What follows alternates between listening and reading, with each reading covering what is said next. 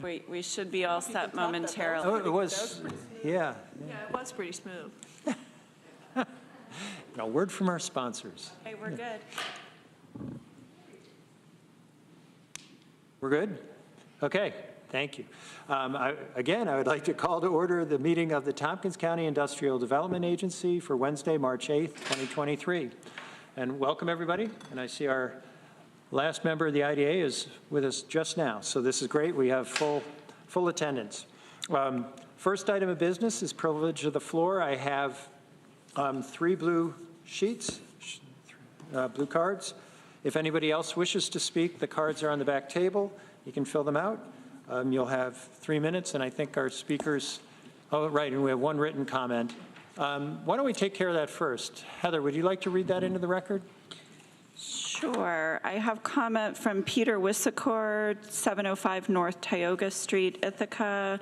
Good morning. Thank you for the opportunity to address the board. I'm sorry I can't be here in person, but I'm immunocompromised and so tend to avoid spaces like this for the most part.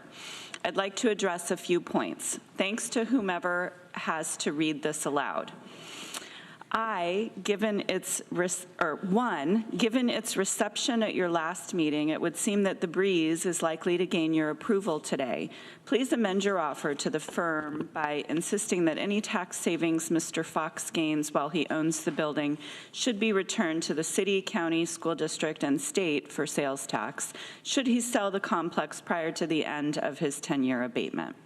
When I have suggested this in the past, the administrative director has stated that developers are already being told not to expect benefits to convey when their building is sold. I would point out that this is very different than actually recouping the funds.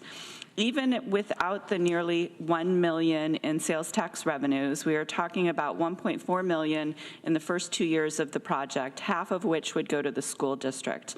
My guess is that Mr. Fox can factor this and his contribution to the Workforce Housing Fund into his selling price. Returning these monies won't cut too deeply into his ROI for the apartments. He should be able to recoup it given that interest in student housing remains high nationally. At that earlier hearing, Ms. McDaniel said, and I'm paraphrasing here, that the way things work for the IDA, by the time projects come to you for a final vote, the contract has already been negotiated and no changes can be made. As the board of directors, it seems to me that if you feel that a contract is lacking in some way or another, then before you sign off, you should ensure it contains the terms you want. In this case, I would urge you to include the aforementioned clawback of the monies gained from the exemption, even if that means amending the contract as it's currently written. I would ask that the board make the question of whether to continue providing benefits to market rate projects part of its future discussion of housing policy. Finally, please consider coming up with broader means of publicizing public hearings. In this case, a place like the Fall Creek listserv would have been appropriate. Thank you for your time. I'm happy to address any questions you might have. Thank you. And then we have a blue card from Teresa Alt. Yeah, you can pull that down. Yeah. Okay, working? Yeah. Okay. 2 days ago, I spoke at the public hearing and said that I thought that a well-done cleanup of the brownfield was actually worth a tax abatement. Alas, I spoke before Walter Hang spoke, and when he spoke, it became, I would like to withdraw that which I said, because it turns out that it is likely that a good cleanup will not be done, and the whole project turns out to be very problematic. And the things I said about there were too many parking spaces, don't encourage cars, you don't need a car if you live there, you're really close, that stuff stands. But I also just want to add one comment on an item further down in the agenda, which has to do with your fund balance. I believe that is money that you have. Please spend it to advertise public hearings so that they are real public hearings, not secret hearings. Thank you. Thank you. Then we have Marguerite Fabrizio. Hello, I live in the city of Ithaca, and I'm here to represent all the people in this community who are literally shaking their heads about the unaffordability of Ithaca. While there are many issues contributing to this problem, our tax abatement policies are not irrelevant. And I know that you really hear from the public, but please know there's a very deep concern out there. Many who have invested decades in this community are actually leaving now because they can't afford to stay here as a retiree. So it's hard to see the IDA issuing tax abatements, especially to high-end housing projects. I recognize the good abatements can provide, but we can't afford all of them, and not all of them are justified. And though the agenda for this meeting lists the breeze abatement item as on for final approval, I hope you're listening with an open mind. Given what you will hear from Walter, or maybe what you caught on Monday, about the inadequacy of the cleanup plan, the city's liability concerns related to the island, plus the potential liability issues for the IDA if and when you enter into an agreement. I'm actually surprised that this vote has not been tabled already. I'd expect that you would want much more information and legal advice to proceed, especially if you're partially justifying an abatement by the proposed benefit of the island. Because of legitimate gorge safety concerns, this may never come to pass. And the city hasn't even begun to discuss the ramifications of the contamination on the island itself. It appears this property needs to be cleaned up in a much more thorough way than what has been proposed. And I am not by any means implying that the developer has taken a shortcut. I understand that there's an approved plan. But we all know that this project has a history of inadequate cleanups. These were plans made by state and federal agencies. They've done work repeatedly, and yet the problem persists and the migration of the problem persists. So it's not about just the health and safety of the project that would be constructed on the site, but it's also about the neighborhoods below there and ultimately about the lake. So I hope you'll be able to table this vote, and that Todd will speak with Walter Hang to better understand the health risks for tenants, and if this were to be built as planned, and the health risks for the rest of the community. I believe the approvals received from the city for this project were made without a full understanding of the toxicity of this site and the remediation required. And lastly, I know you've heard this before, but I just want to remind you, the city is already 60% tax-free. Cornell alone has $2.7 billion worth of tax-exempt property. They have the biggest tax rate of all.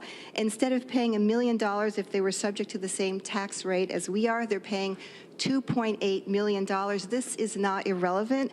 We are all seriously hurting from this, and the small number of taxpayers here cannot make up the difference. Please do not add to this burden.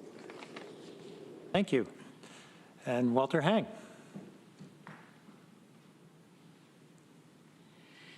Thank you. I'm Walter Hang. I live here at 218 Wade Avenue, and I'm the one who originally documented and reported the lead contamination at Ithaca Gun. So I've been a member of the Citizens Advisory Committee. I've devoted literally thousands of hours trying to clean up this site. And the problem is that this is a very, very extensively contaminated site, and it is basically it's on a very challenging site. So for the reasons I'm going to explain today, I request that you not grant the requested support for the proposed project. As you may have seen, I've written you in excruciating detail to provide all the available data to document my concerns. The problem is that the Ithaca Gun Factory has been the subject of multiple remedial efforts. And every time that they say that the site has been cleaned up, I go there and I walk around and I find more lead contamination. It's plain as day. It's just sitting there right on the ground. In addition to the lead contamination, the polychlorinated biphenyls, the barium, there's also what's called soil gas vapor intrusion. So you can see the contamination is migrating down the hill into the adjoining residential area. and there is soil gas vapor intrusion concerns. So these are chlorinated solvents that are literally coming up into some people's homes. The problem is most of the homes haven't been investigated because those are rental properties and landlords don't want their homes to be documented to be polluted. So as I noted in the public hearing, the soil gas vapor point furthest away from the actual factory site has the highest level of contamination. So someone might say, oh, the levels are going down. It's actually not going down, it's just going further away from the site because there's been no remediation of the contaminated groundwater at the site. One of the concerns that I recently came across is that the factory site has now been identified to have per and polyfluoral alkyl substance contamination. And so I've provided a letter. Yeah, take another minute. Pardon me? Take another minute. Go Okay, ahead. sorry. Go ahead. And so I provided a letter regarding potential liability, even for the county. So in decades gone by, the state authorities and the federal authorities would hardly ever go after local authorities for toxic cleanup liability. But that's completely begun to change. This is a site in downstate New York that has PFAS contamination. They're going after the county. So for all these reasons, I urge you to look very, very carefully at your own liability and not support a track 4 remedial effort. By definition, this site is not going to get cleaned up. And it's going to have an immense amount of pollution underneath the 2-foot cap of dirt. In a big rainstorm, that cap's going to get washed away, and all that lead is going to be exposed, and this has happened repeatedly. And I'm also going to try to rescind the local approval. So I'm available. I'm going to reach out to individual members to try to explain this incredibly complicated technical data. But that site's contaminated. Please don't support putting people living on top of it. Thank you. Thank you. Okay, is there anybody else who wishes to address the IDA? Seeing none, we can proceed. I don't believe there are any additions to the agenda. Heather? No. We can proceed to business. I would propose we just reorder briefly because we have our auditor with us today, and that should not take very long, but I'd like to let him do a very short presentation to us and let him get on his way. So Evan, do you want to come up? Yes, right there is fine next to Heather. And the Finance Committee met on Monday and received a, yes, and if you can use one of the microphones there, received a fairly detailed presentation as to the audit. And I certainly won't be a spoiler here, so, but okay. I'll turn the floor over. Hello, everyone. I'm Evan Cleveland, audit partner with Insero & Company CPAs. I'm here to present to you the results of the audit for the Tompkins County IDA and Tompkins County Development Corporation. So we met with the Finance Committee on Monday and went through the financial report in detail, and I'm just going to give you a very brief overview of the audit results. So I'm going to talk mostly off the executive summary, page 1. We are issuing an unmodified opinion on the IDA and Development Corp's financial statements. So that's otherwise known as a clean opinion. It's the best opinion that you can get. It means your assets, your liabilities, your net position, your revenues and expenses are all fairly stated in all material respects. Because we perform an audit under government auditing standards, we issue a report on internal control over compliance and other matters. That report identified no instances of noncompliance and no material internal control weaknesses. We also issue a communication with those charged with governance at the conclusion of the audit, so we're required to communicate certain things to members of the board, and we do so through this letter. The only thing that I'll point out, well, there are no comments of concern. The only thing that I will point out is the IDA adopted what's called Government Accounting Standards Update number 87 leases. It had no impact on the entity. Nothing was recorded. It was implemented, and no effect on the financial statements themselves related to the implementation. Finally, we issue a management comment letter, which has no comments on it. So no material weaknesses, no significant deficiencies to report to any of you. And that's all I planned on covering. Please let me know if you have any questions on the audit report, the audit process. We still are waiting on two more job numbers. Yes, waiting on 2 projects just to report on their job numbers, but all the other information has been received, so So we're pretty good. at the finish line for finalizing until we have those 2 more job reports. And I greatly appreciate all of Heather and Ina's efforts in providing us with everything that we needed for the audit. And it is a lot of work to gather all of the information for the scheduled projects. Yeah, and you've said what I was just going to say, which is I wanted to say thank you to the Finance Committee for coming in on Monday and going through the presentation. We had a really good discussion about a lot of the footnotes, and we got into the weeds. It was great. But Evan, thank you for the work from Insero and Heather and Ina. I know how much work this is, particularly for you, Ina. And I don't see Drew Brayman here, but I know that he was contributing as well, and his team at the county. So while this may seem boring, I'm very, very happy to get an unmodified opinion letter. This is a real testament to the way the IDA is run, and that's your guys' work, so thank you. I would entertain a motion to accept the audit. John moves, Jeff seconds. Heather? Would you be able to accept the audit subject to additions to the project report on page 15? Yeah, That's friendly. Ina, yes, Ina is still collecting data from all of the projects. Well, she has collected it from all the projects, but there's a couple, I believe, jobs numbers you're still looking for. So it's only 2 out of how many projects? Probably 40? around 50. Okay, yeah, that's where we're talking about all the work that has to get done. A lot of it is herding cats, but okay. With that proviso, and that was friendly? Yeah, that's friendly. All right, any comments or questions? Just John. A quick comment. I just mostly want to echo what Rich said. I was, I've sat through a lot of audits on different boards, and they're often, you're wondering if the members of the committee are paying attention or if the staff is. This was a very engaged process. I think Insero's team was really excellent. It's clear that the staff did a profound amount of work to pull this together, and also my colleagues on the board. It was a very interesting discussion if you're a finance wonk. So I think we can have a lot of confidence in the results of this. Everybody was engaged at every level, and thank you to everyone who did that. Okay. Anybody else? Otherwise, I'll call the roll. Duxon? Yes. Deborah? Yes. Jeff? Yes. John? Yes. Ann? Yes. Todd? Yes. And the chair votes yes. So again, thank you for all the work, and this is good news. Awesome. Thank you all. Okay. And I'd move on to the Knickerbocker Bed Company sales tax exemption increase request. And Heather, do you want to speak to that? And do we have anybody from Knickerbocker here with us today? We do. I have Jody Denman and Cameron Sprague. Jody is from Knickerbocker, and Cameron is from LaChase, their general contractor.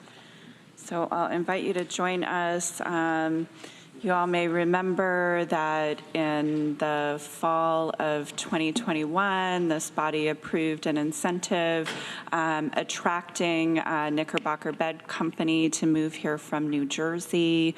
There was a sales tax exemption, small mortgage recording tax exemption, as well as the property tax incentive that was put in place at the time.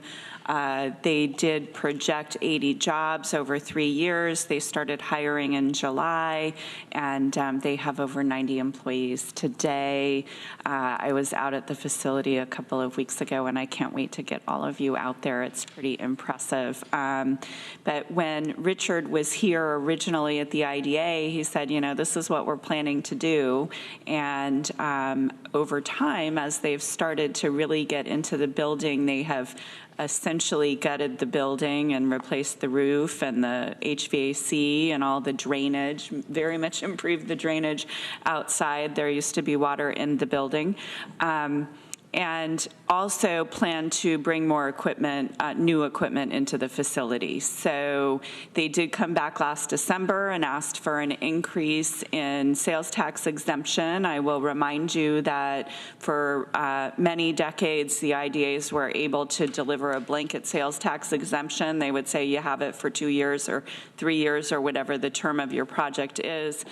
Several years ago, the state legislature did say you have to put a cap on the sales tax. tax, and you have to recapture that if you do go over that amount. So now we pay very close attention to those numbers.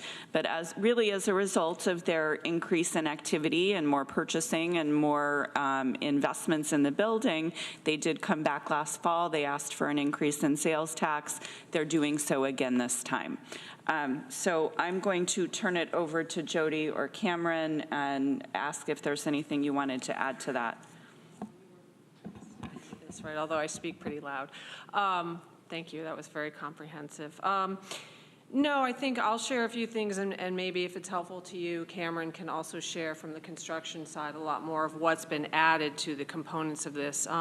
It originally was going to be about 2 phases. It's looking now to be about 5 phases. Was really a $3 million budget, which will likely exceed $15 million at this point. You know, one of the groups that we brought up, it's called a thermoset department. It was actually scheduled for Richard Polvey, the owner, to sell this, and it fell through, so he brought it up here, and that added more expense, but we're keeping a really solid customer base, and we're going to build that program up too. It's probably the oldest section of Richard not converting new equipment yet, but he's decided to take that on, so that was added cost. Also, a lot of it comes down to he's very much environmentally conscientious, very safety conscious, and so we take those things into account. I mean, Heather mentioned the outside infrastructure. Richard had a flood at one of his former companies, and it was devastating to his business. So he spent a lot of money grading, and you could probably speak more to that. So there's just been a lot of additions that were not seen there, and because we want to move this now from roughly 2 to 5 phases. And Cameron can speak to a few things on what we're doing. Yeah, no, so we've got the properties divided into, we call it 3 buildings, building 1, 2, and 3. And building 1 is going to be really the steel component of his bed frames. And even like then when we started this, there was no talk of an overhead crane out in building 1. And now we started with 1 crane, and now we're looking at, you know, a single bay with 2 overhead cranes in it. Same, Jody touched on the thermoset room. Down in New Jersey, all the presses that are in that room sat in the ground, and between the flood and just general cleanliness of the facility, Richard didn't want to do that, so they're all sitting up. Every press has a manufactured steel OSHA compliant platform to raise the employee up so they're at the proper working height. Along with that is a dust collection system. When we started in the thermoset room, it was just going to be a basic run-of-the-mill dust collection system. With some new developments with the material that they're using. It's actually it's going to be a fully engineered and developed dust collection system that's explosion proof. And then in building 3, the warehouse, that's actually turned into a full assembly center and is going to turn into the warehouse space for all their inventory. And there's talk about even potentially expanding that space because it may not be adequate for the amount of production and the material they're going to actually be producing. So. And that list just kind of continues to develop and change as time goes on and new opportunities arise for Knickerbocker. Okay.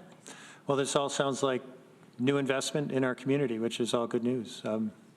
But questions, John? Yes, the purchases that are subject to the sales tax exemption, all permanent parts of the real property, or are they like equipment and things that could be relocated in the future if you were to move a facility or something like that? Most of it's permanent. I would say, I mean, it's possible to relocate it, but it'd be a very big undertaking. Equipment, because of how it's used in production in New York State, is exempt anyway, so the equipment doesn't fall into, it's more the infrastructure.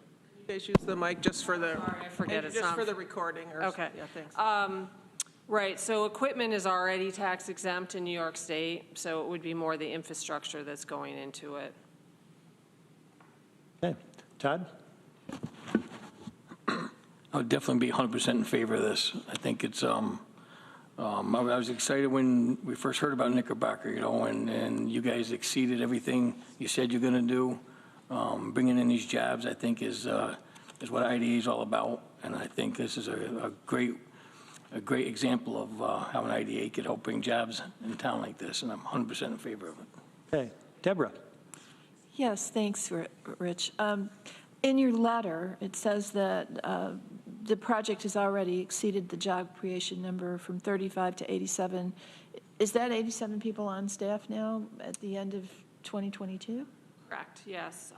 We run 3 shifts, and we anticipate once Knickerbocker is fully up here, because they have not fully moved up here due to finishing the powder coating system, we anticipate adding 20 to 30 more. And is that by virtue of the expansion of these phases? Correct.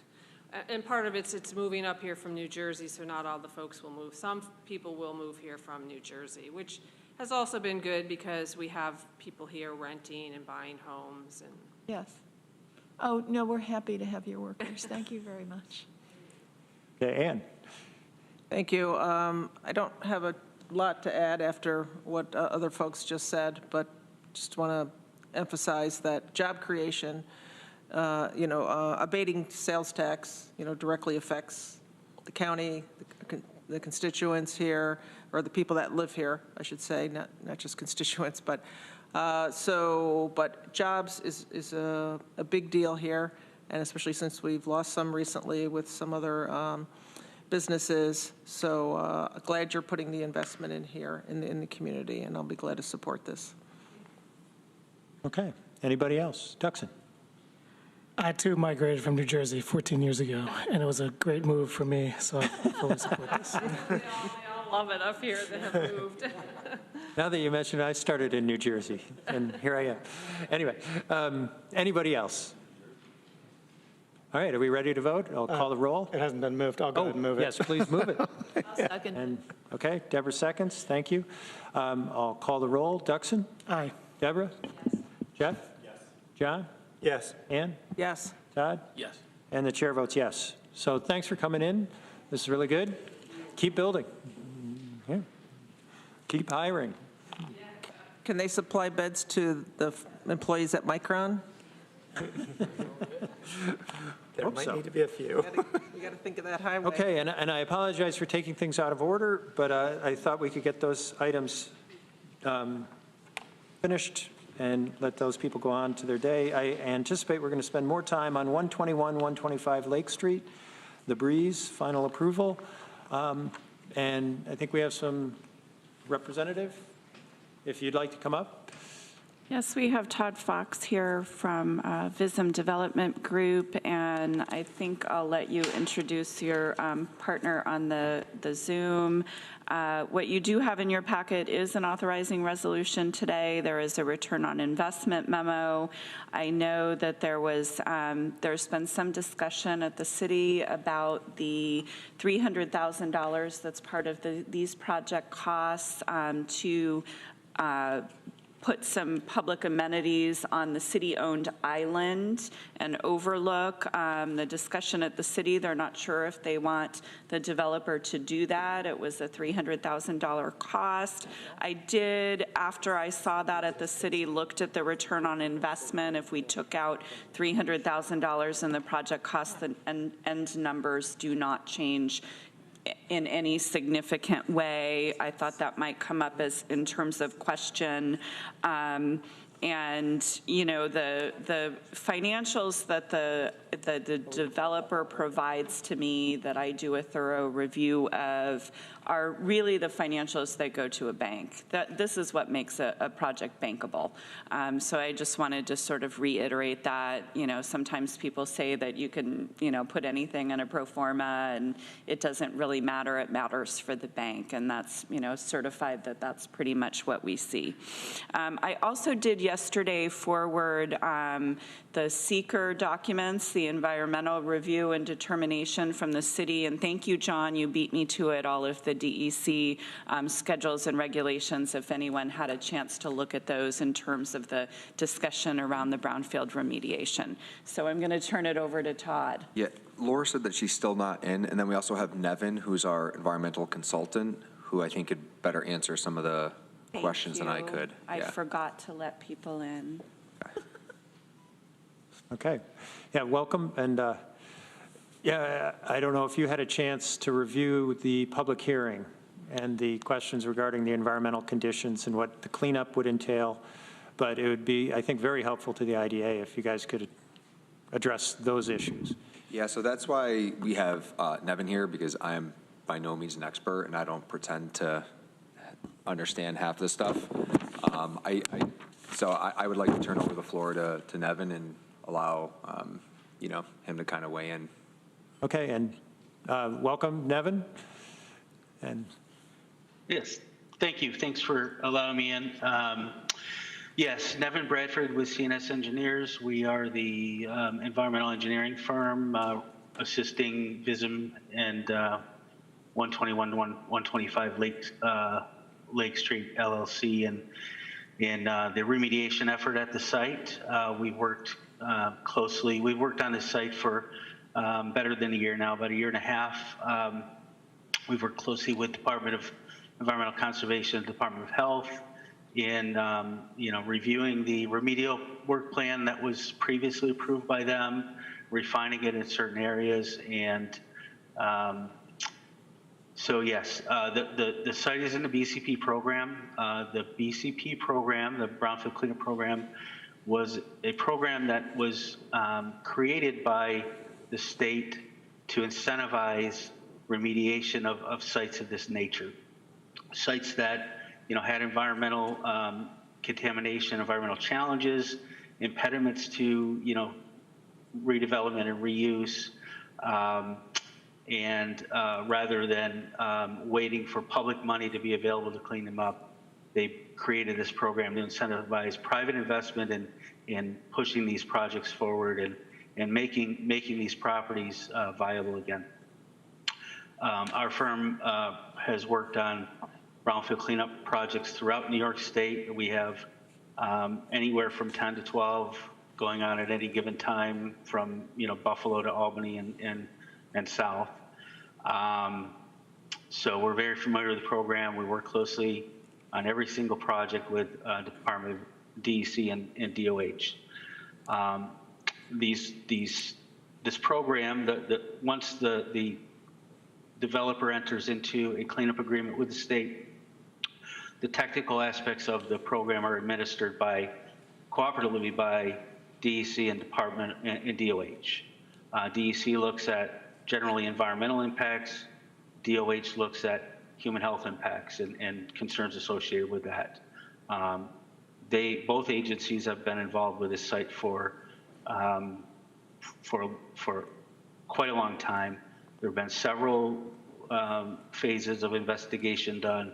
The contamination at the site and in the vicinity of the site is very well documented and quantified. And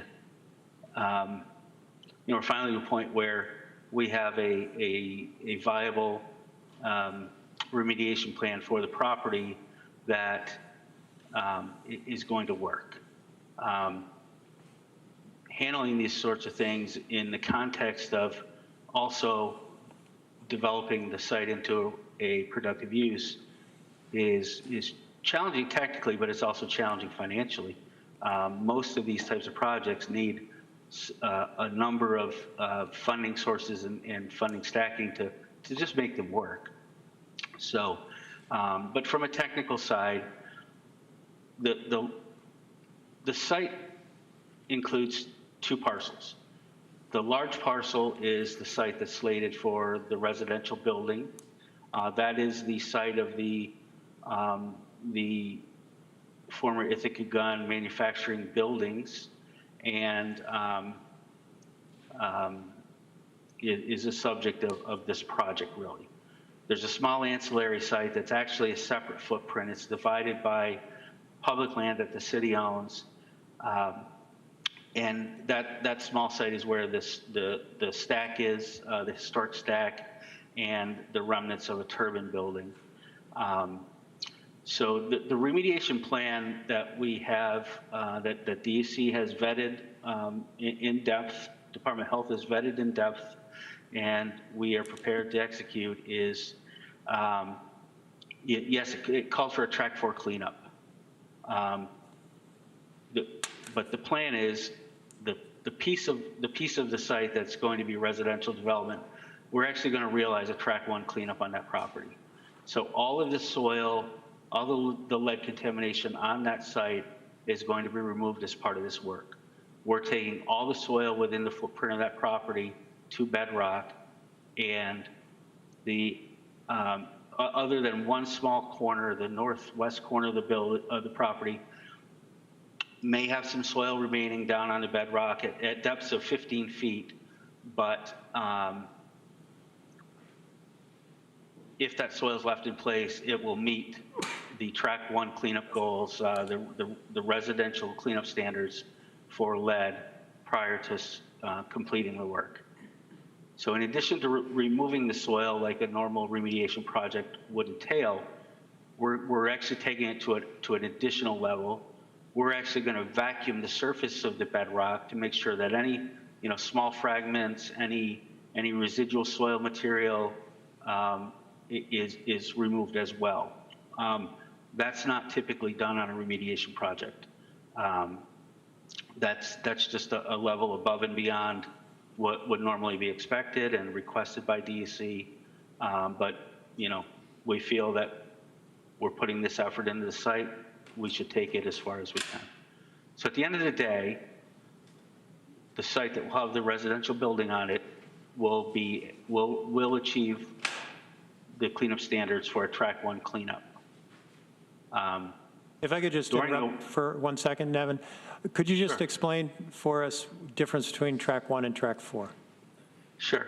A track 1 cleanup means that all soil contamination on the site is removed to the most stringent cleanup standard that the state has for sites, which is what they call an unrestricted use. So if you achieve those cleanup levels, engineering controls like a cover system, long-term site management are no longer required because you don't have contamination remaining in the soil. You have met a cleanup standard that is from a human health standpoint, environmental standpoint, it meets their target cleanups for no further anything. The original plan for the site was to do a track 4. This was with prior attempts, was to do track 4, and the only reason they were going track 4 was they didn't want to remove soil in the northwest corner to the depth that we were going to remove. They wanted to stop short and put a cap in that little piece of the property. We don't see the value in stopping short. We want to take all the soil from the parcel and just be done with it. So we've modified the remediation plan to include that. The groundwater contamination that remains, that has been monitored by the state. They have monitored downgrading impacts, from the site in the groundwater.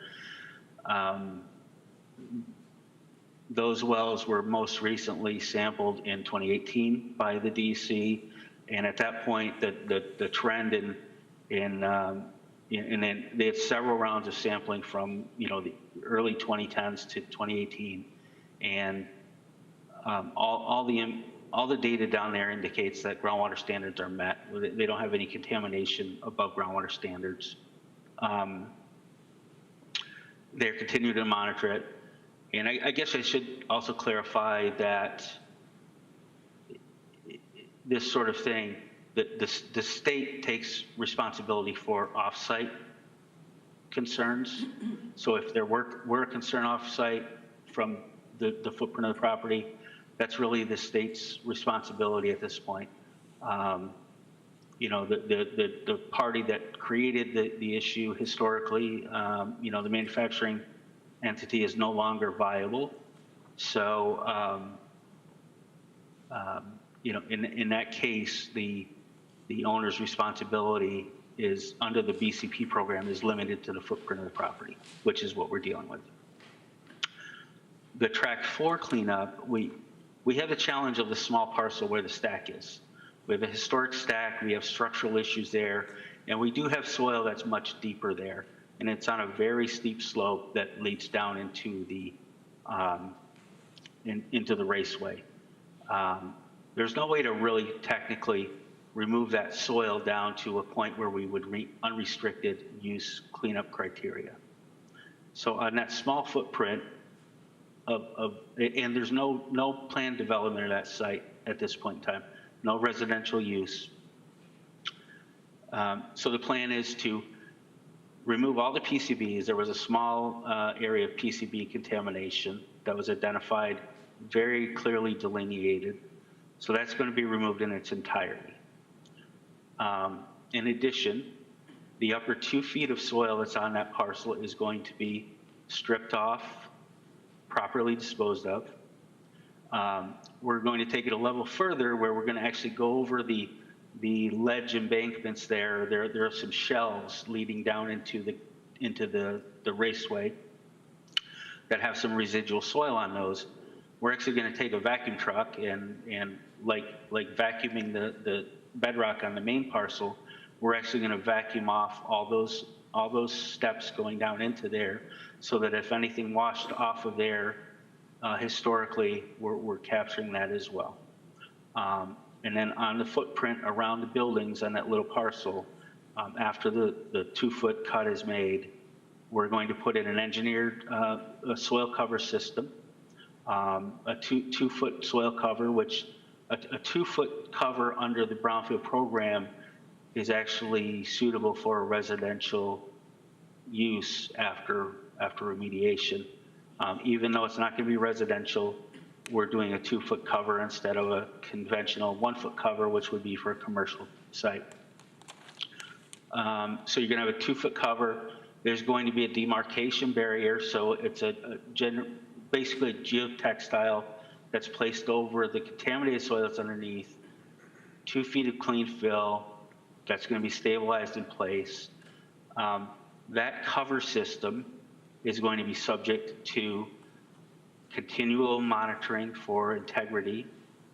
It's going to require an annual inspection from me and an annual sign off by PE, me, that it's intact, it hasn't deteriorated, it hasn't sloughed off, it hasn't,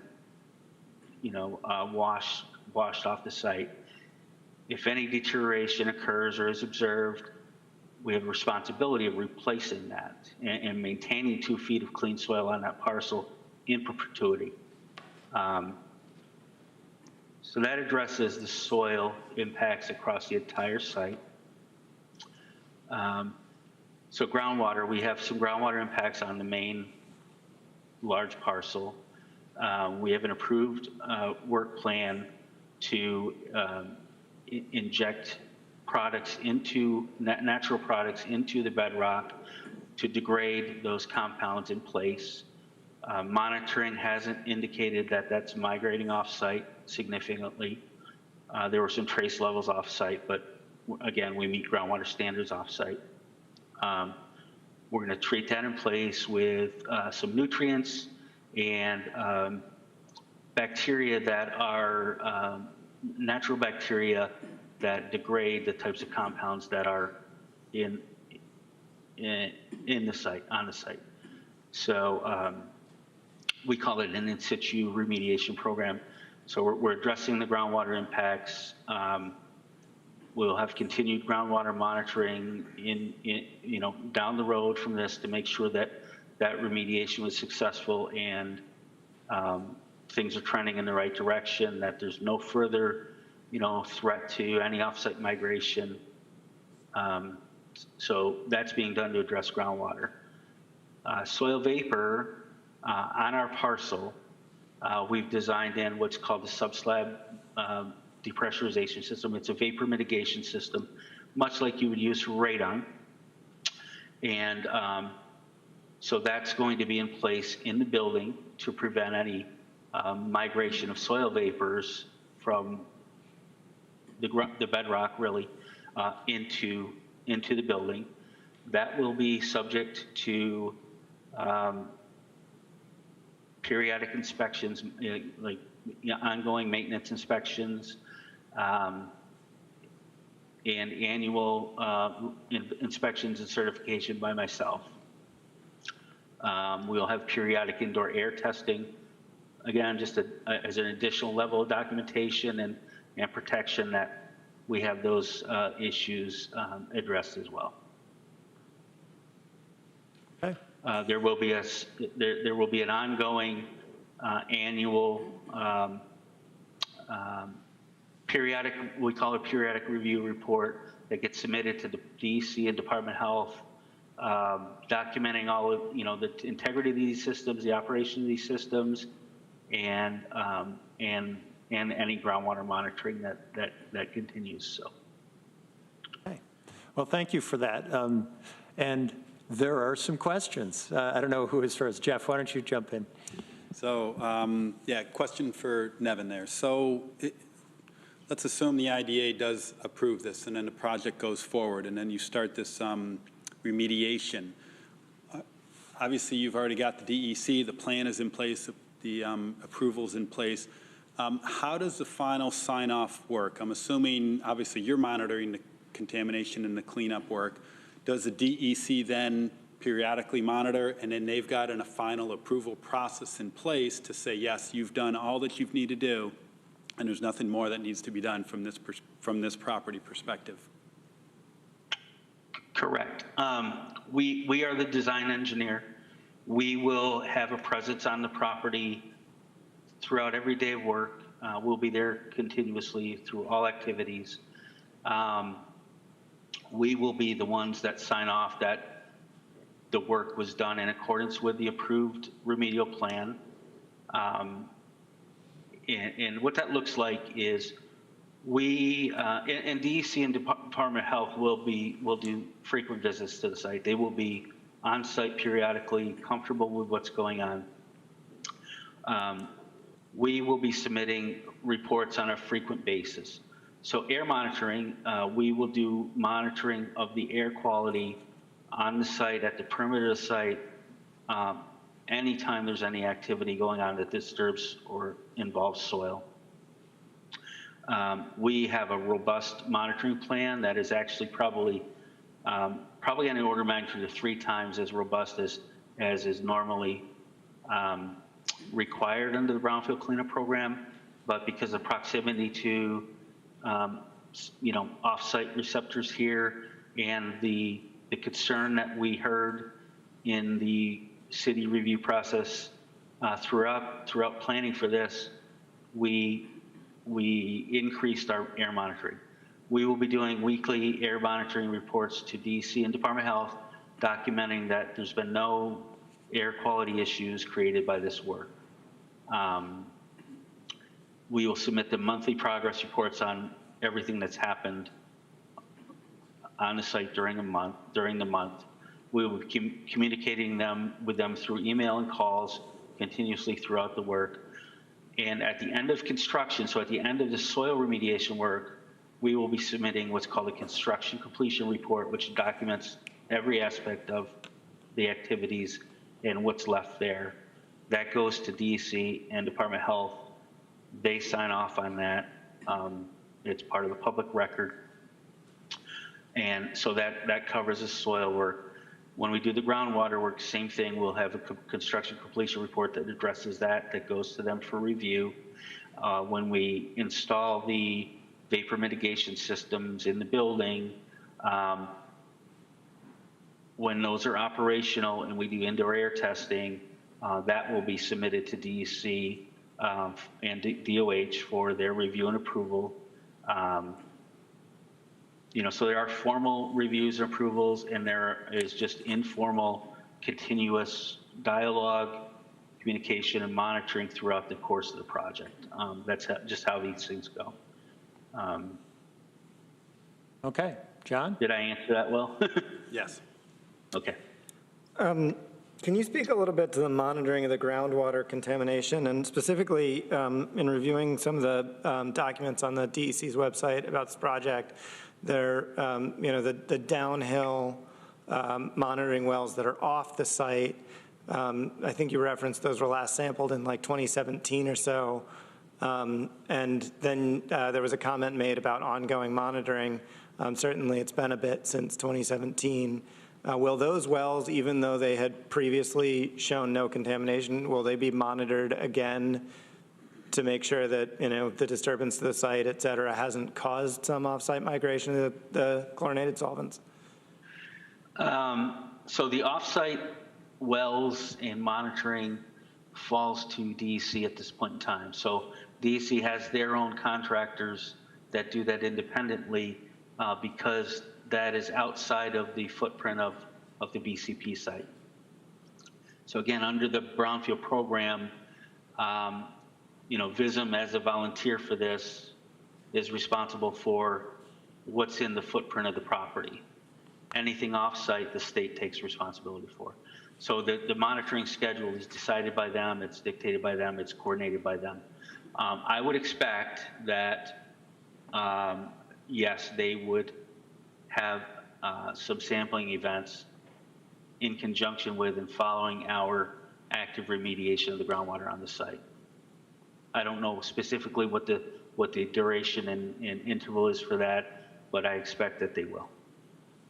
And if you, so I guess, will the public be able to have access to the monitoring results during construction? Is that something that's going to be uploaded to that Brownfields website such that folks can review the air quality monitor samples, things like that during the project? Yes, everything that gets submitted to DEC and DOH gets uploaded to the portal. That's they handle that entirely. I don't have access to it to upload to it, so it's kind of up to them. It's certainly, they're certainly available to talk to people if anyone has concerns. On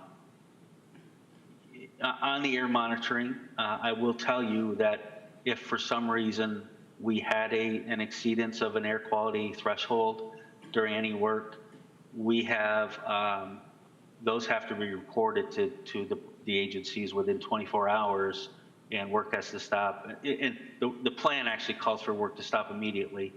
Results get reported to those agencies, and then we evaluate work practices, what's creating the issue, and we modify what's happening on the site so that it doesn't happen again. So any kind of issue is addressed immediately. In terms of accessibility, like I said, the state will upload those to the portal. Again, I don't control or have access to that, so I can't speak to how quickly they would do that, but they will be there. Okay, Ann. Thank you very much, Nevin, for giving us a lot more detail than we had before. I had a couple of questions right now. One is regarding the ongoing after the building is built. What is the mandated ongoing air and ground quality monitoring that's required? So that's dictated by DEC and Department of Health. The mandated is that, so we have two issues, right? So groundwater, the groundwater will be quarterly monitoring until we see a trend or a stabilization. So once we do our injections and we see the effect of those injections, i.e., lower concentrations, trending lower concentrations, those will be monitored quarterly until things level out.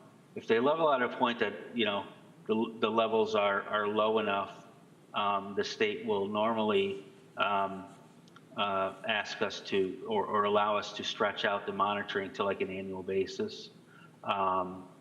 It really depends on the trends and whatnot, but there will be, some form of periodic monitoring until groundwater is no longer an issue there. And again, depending on the success of our injections. And when you say injections, these are the biologic nutrients? Yeah. Okay. Yeah.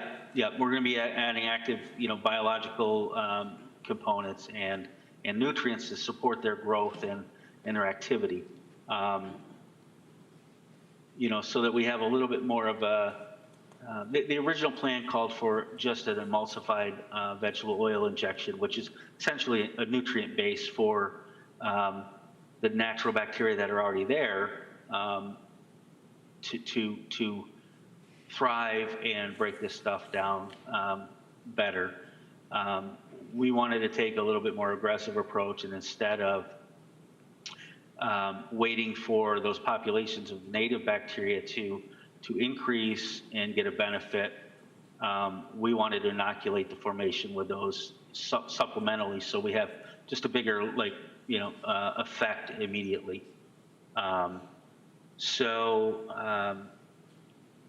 Yeah, at some point, the levels are going to drop to a point where, they're no longer a concern, and the groundwater monitoring will likely be negated at that point, but that's a few years, several years down the road probably.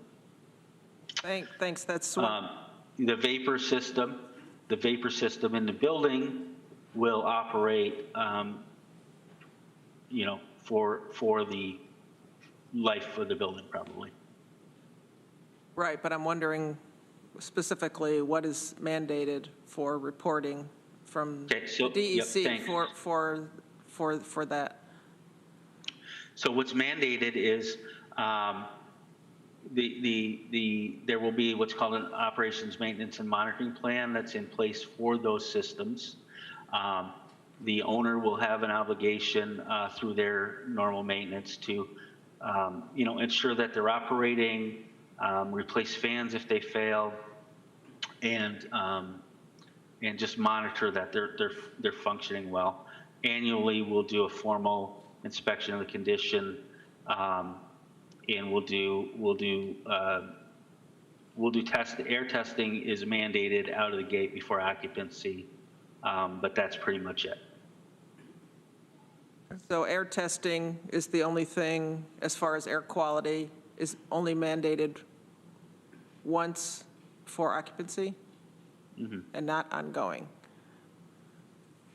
Okay, thank you. All right, Deborah. Yeah, and I apologize in advance, Nevin, because a lot of the technical details here are just like right over my head.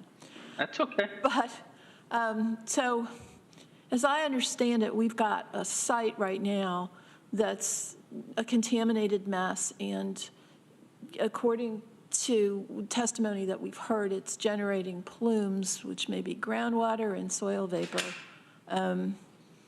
So my question, I guess, is your on-site remediation going to in any way exacerbate the intensity or spread of those plumes? No, it will only benefit it. Okay, so you're improving the site and you're not causing any damage off the site? Correct. Thank you. Jackson.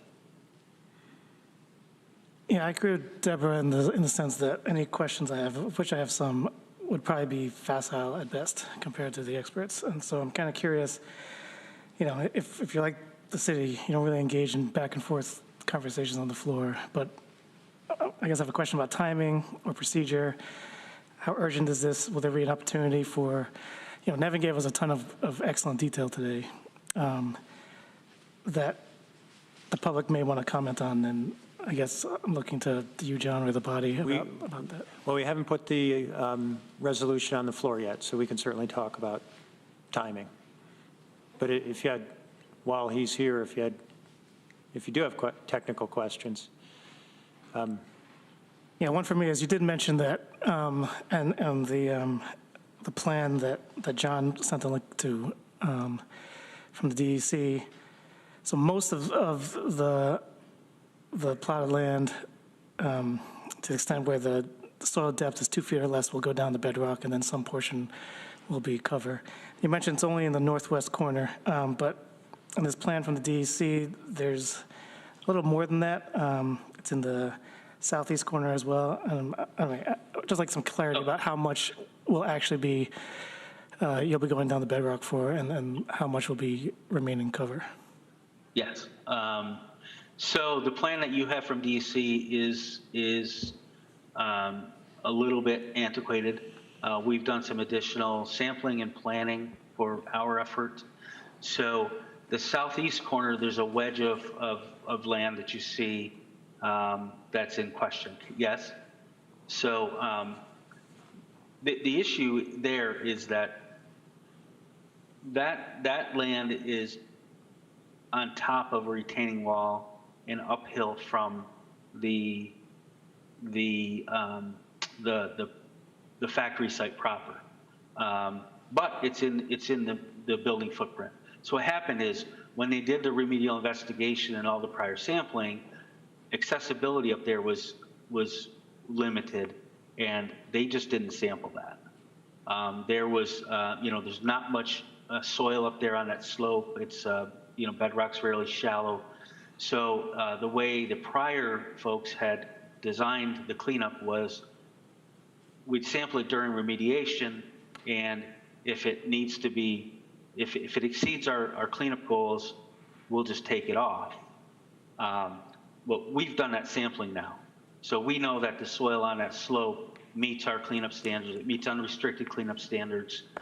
So we don't have to do anything with it. Leaving it in place will still allow us to achieve a track 1 cleanup.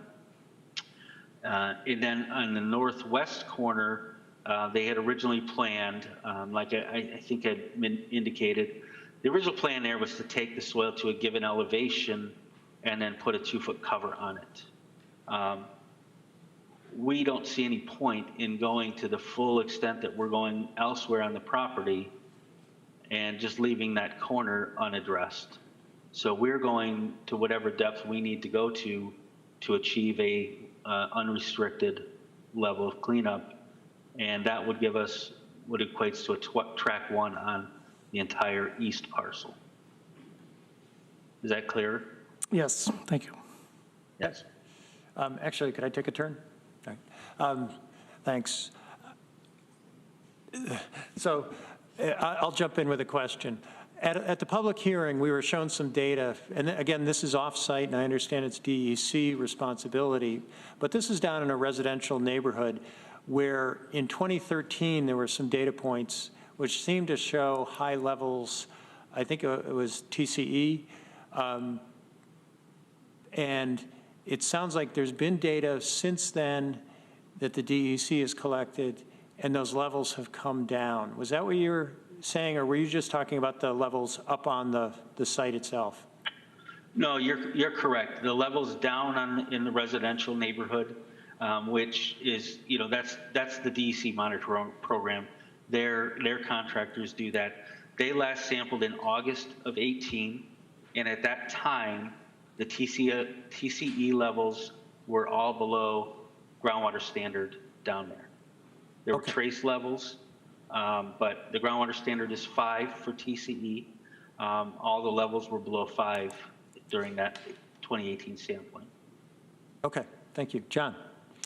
I guess I'm curious about that, the sort of like, okay, so we understand that the soil is being removed to get that's really the lead, right? But the trichloroethylene's like somewhere in the groundwater. Do we have some sense of like where it actually is that gives us confidence that by, doing all this digging and exposing stuff, you're not going to unleash it and find a bunch more in those downhill spots? Yes, so we know where it is. Bedrock up on our site is about 35 feet below grade. So it's at depth. It's not like we're going to encounter it during construction or anything. So really the only activity that's going to influence the groundwater at all is our injection program. So we're going to be slowly introducing these nutrients and bacteria into, we're drilling 5 injection wells laterally along the kind of the center line of the site. And those are positioned to be just at the up gradient edge of where the highest concentrations of TCE were found on the site. So we're kind of going to, introduce these nutrients there and allow them to naturally permeate the zone of impact down there, where the TCE is by natural groundwater flow. So really, we're not, if we control our injection program, we're not going to do an aggressive injection where we're actually pushing stuff and mobilizing stuff. We're going to introduce it slowly, let it seep through the bedrock, and address what's there naturally. And we will be monitoring. We have down gradient monitoring wells right there that we will be monitoring very frequently during that activity too, to make sure that we're not. So I'm sorry, just to clarify, so you're saying that the TCE is actually under the bedrock, right? So you're digging the dirt off over top of the bedrock, then there's a layer of bedrock, and then under that is where the trichloroethylene is. Yeah, the TCE seeps down into the fractures in the bedrock over time. Mm-hmm. Yeah. So what's above the bedrock? We essentially have lead concerns. You know, the soil there is impacted with lead. There are no VOC or TCE concerns in the soil. It's all down fairly deep in the bedrock, 35 feet.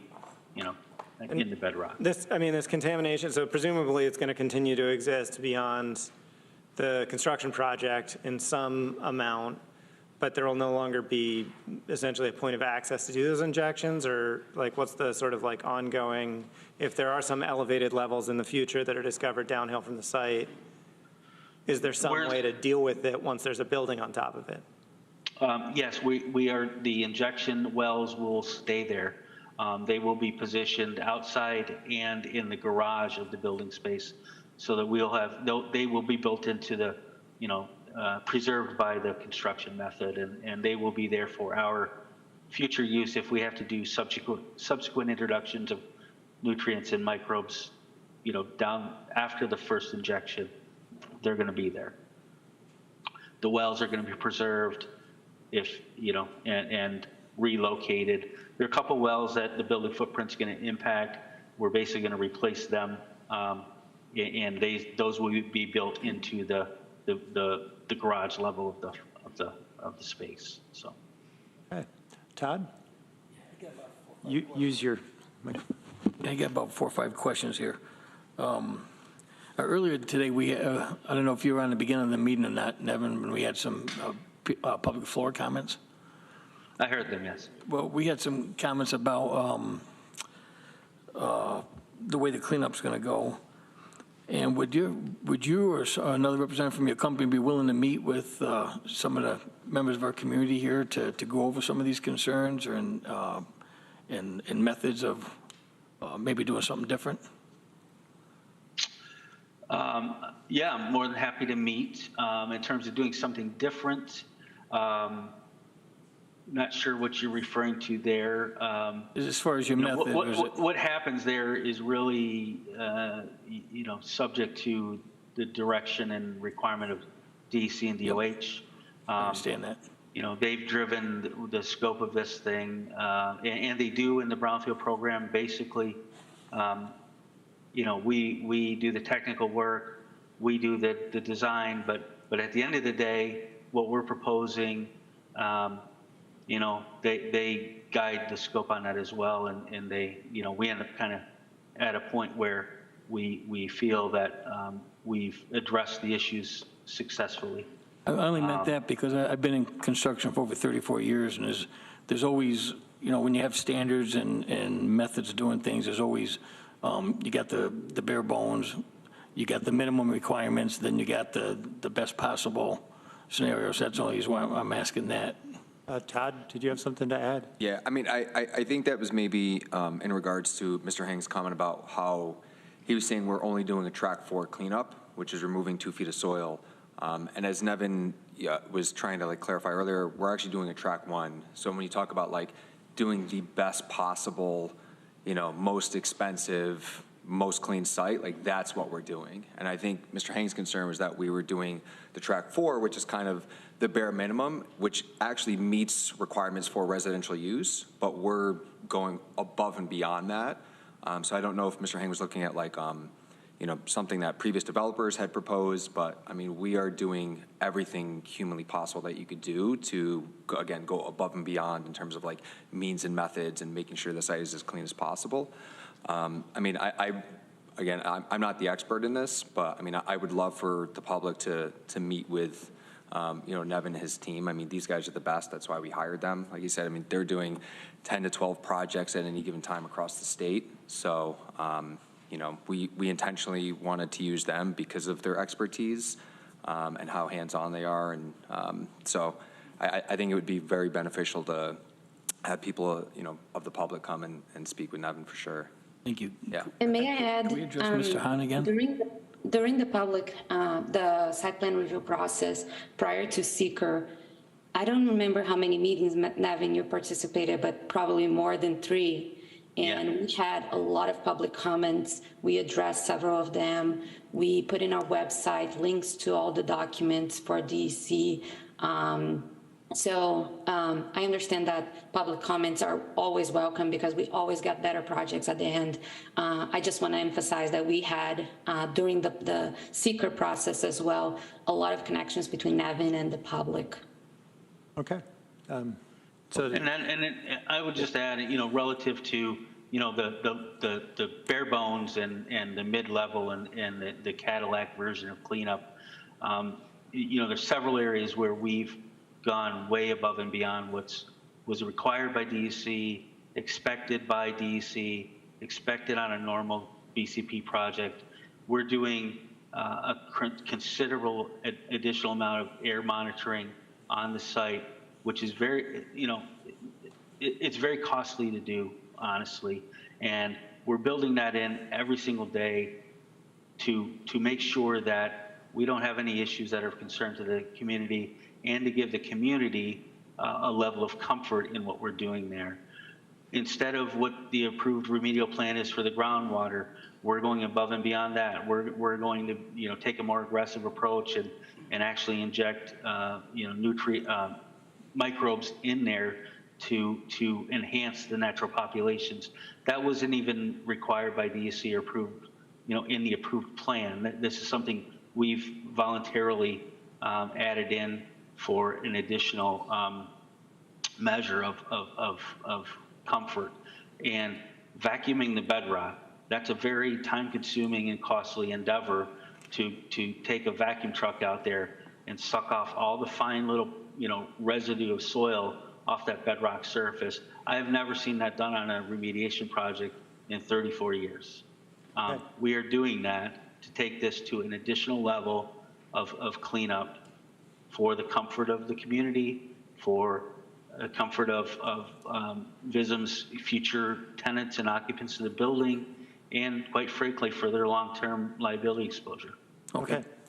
But, and if I could just interrupt, thank you for offering to be available to the public for future discussion. Yeah. We also learned today that when you talked about, I think you mentioned earlier, and some other people referenced where some of those spots that were high in contamination, that it sounded like the levels have dropped. But then we're hearing that they might have dropped in that place, that location, but it sounds like the footprint is actually getting a little bit bigger. It's expanding. What can you say about that? Is that? Well, I guess what I could say about that is when you have contamination left behind, so we have a contaminated site. This site has sat there for decades, right? Yep. So when you have a source of contamination there that's unaddressed, that's what's going to happen. So until such time as someone comes in and actively invests in the remediation of its property, that risk is there. Okay. So the longer, this gets, if it doesn't work and VISM isn't going to do this, you've seen at least a few prior developers attempt this, and they couldn't make the numbers work. And they were doing, quite honestly, less of an effort than we're doing. And until such time as this happens, you have a source of contamination on the hill that's a future risk. It's a future risk of soil continuing to wash off into the gorge through erosion.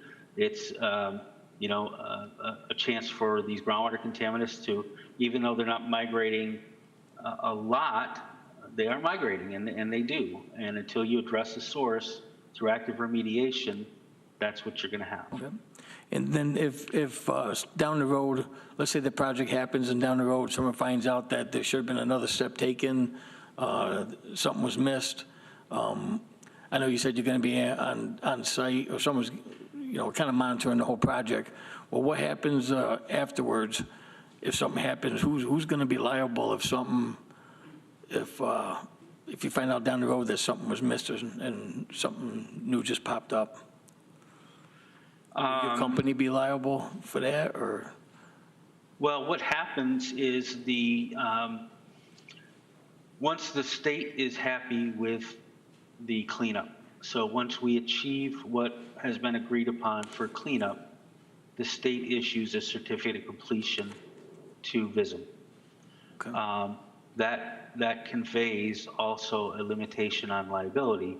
So if there's an issue in the future, the state typically would have the responsibility to address that. Yep. Thank you, Nevin. So because of that, under the Brownfield program, the costs of investigating these sites are very significant because the state wants tons and tons and tons of data, not only distributed across the site, but they want to cover every possible type of contaminant that we know about these days, and have all media, soil, groundwater, soil vapor, tested for all of those things, so that once we develop a remedial plan, we know very well what's there and what needs to be dealt with.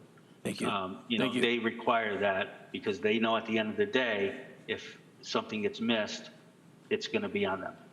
Okay. So it's a very tight system.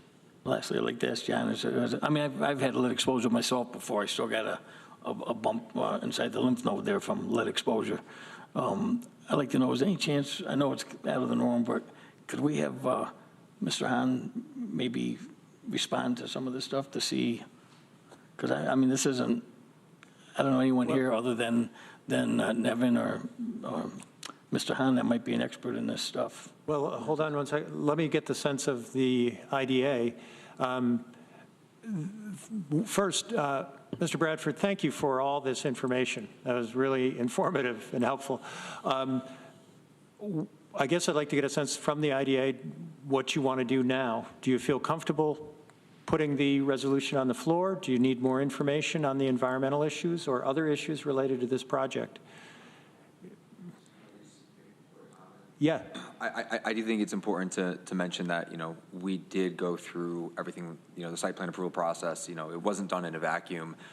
We worked extensively with, Ari, the city attorney's office. They looked at liability, environmental impacts, all of those things. So, from our understanding, from the city and county's perspective, it's been very well vetted. So I just, want to throw that caveat in there. Yeah. We are the IDA. We can make decisions on how we proceed. If we wish to open it up for further public comment, we could, if that was the will of the IDA. But John, you had your hand up?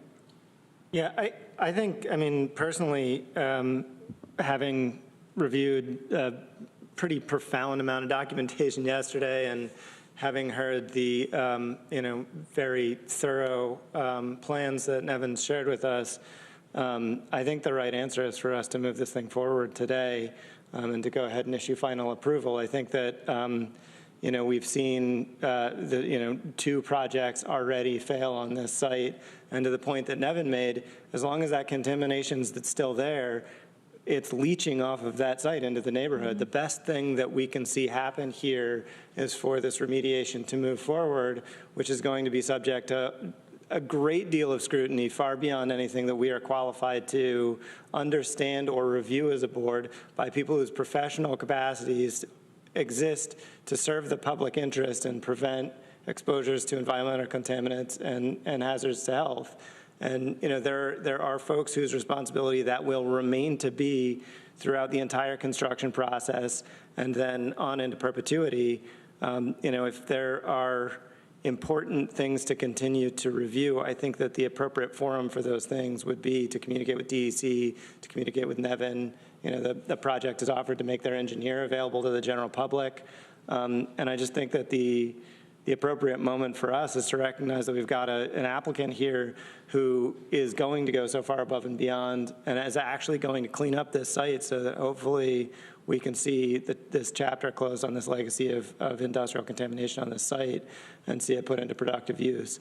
I have a great deal of concern that if we, defer and delay and navel gaze, it's like what happens to Todd's financing when next month the Federal Reserve announces another 2% increase, and then this project dies, and then 20 years from now we're all saying, oh man, we wish only we had approved that project so that they would actually clean up the soil. Okay. I think we've heard from Nevin what I find to be completely satisfying testimony that gives us reason to believe that there's a reason to believe that this remediation effort will succeed where others have failed.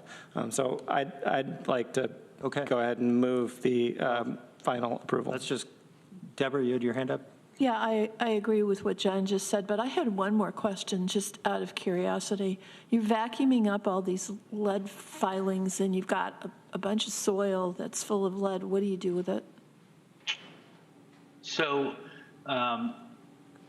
what happens with soil from any site is, our mechanism at this point in time is it goes to landfills. So the landfills use it as what's called daily cover.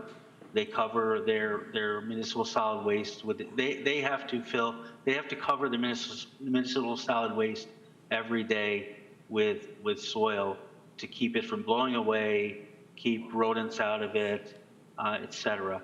So what the industry has gone to, and this is for decades now, it's a better use of this material to use as cover than to bring in clean soil and take up landfill space with clean soil.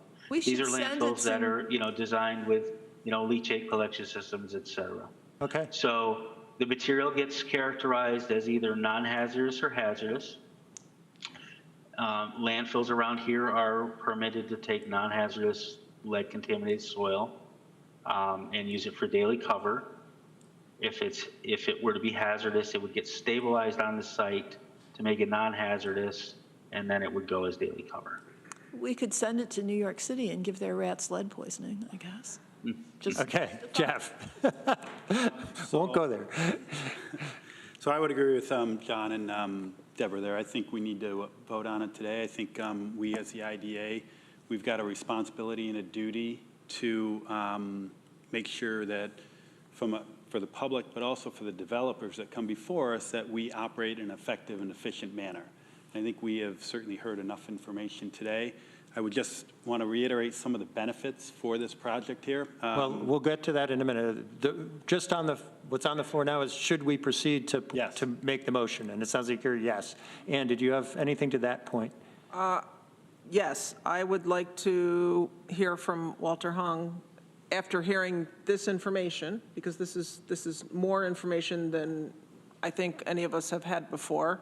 And if that helps alleviate some of his concerns, I know it's probably not all, but if it alleviates even some of his concerns, it would possibly affect my vote. I feel the same way. All right. Duxon? So I largely agree with John. I'm personally satisfied, but I do see some value in having additional education and communication about the project. Okay. Well, as everybody knows, as far as possible, I like to proceed by consensus. And if that would be helpful to the IDA to give a few minutes, for Walter Hang to respond. With the permission of the members, 3 minutes. Walter? Thank you. So nothing I heard today has changed my view in any fashion. I mean, the consultant said, oh, I've never heard of vacuuming, up this contamination. That's just, unprecedented. Well, that actually happened at Ithaca Gun. If you went to Barbara Lifton's old office, you could see the crew with this giant vacuum cleaner and a heap of filter, and it didn't remove the contamination. So it's very confusing. So one track is the soil, So the soil is contaminated, and I'm going to make every effort to make sure that that soil is tested for toxic characteristic leaching potential. If it's hazardous waste, it can't go to a local landfill, it should go to a treatment storage disposal facility. Second thing is, saying, oh, if the contamination goes off-site, the DEC will clean it up. Well, that's just totally not true. I mean, there is soil gas vapor in this residential neighborhood, right? It's never been cleaned up. And this in situ treatment it's never going to retrieve that pollution. And so when it's asserted, oh, we're doing everything, that's just not true. You have all that groundwater contamination, you have to remove it. This in situ treatment just doesn't work. It's really limited. And in fact, what they said proves it's not effective, because they said they're going to put a subslab depressurization system underneath this building. Well, if this contamination didn't exist, it wasn't there, it got broken down, you wouldn't need a subslab depressurization system. So it's very, very complicated, right, to say, well, we're going to have some soil here, and we're maybe going to leave it, we can't go down, we're going to cover it, we're going to remove it. I mean, let's get down to brass tacks. What's going to happen, what's not going to happen? The DEC's original proposal, track 4, that's just the soil. Right, so, and then there's not going to clean up the groundwater contamination. Last time I checked, the TCE in groundwater did have exceedances. And so it's still there. That's why they're proposing to mitigate this problem by making sure it doesn't come up into this building.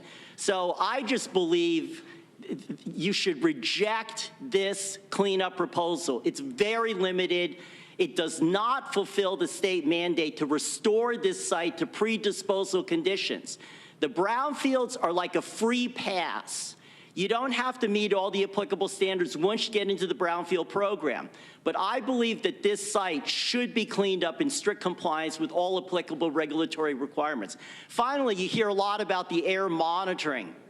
Well, I was at the site, and I'm very familiar with the original community air monitoring program. So you know how big Ithaca Gun is. A lot of you people grew up in this town. They had one little monitoring station, right? One device. So the likelihood of the pollution, sweeping off the site and hitting that one monitoring device is like nil. So it's not representative. It sounds like there's a lot of groundwater monitoring data, but again, it's not representative. The number of monitoring points, very, very limited. So again, I reiterate my request. Do not grant support for this project until it's completely cleaned up. It's safe for human habitation. Thank you. Thank you. Todd. Yeah.